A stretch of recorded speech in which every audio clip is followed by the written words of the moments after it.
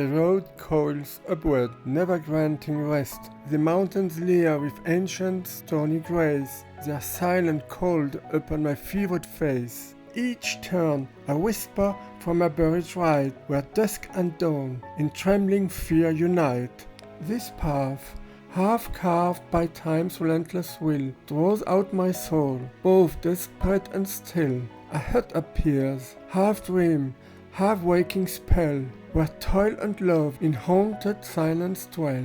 He bends, a beast of burden crowned with sweat. She stirs the curd, her gaze both fierce and wet.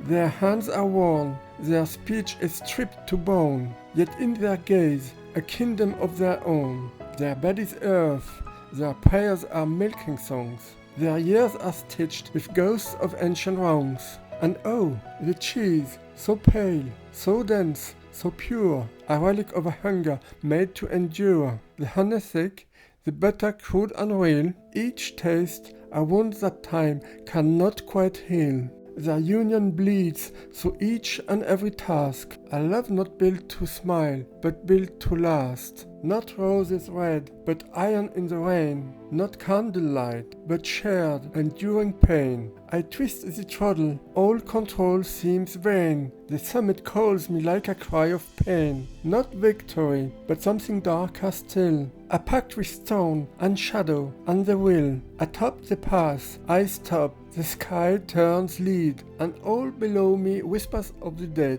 of those who sowed, who loved, who fell, who stayed, whose aching hands the mountain never paid.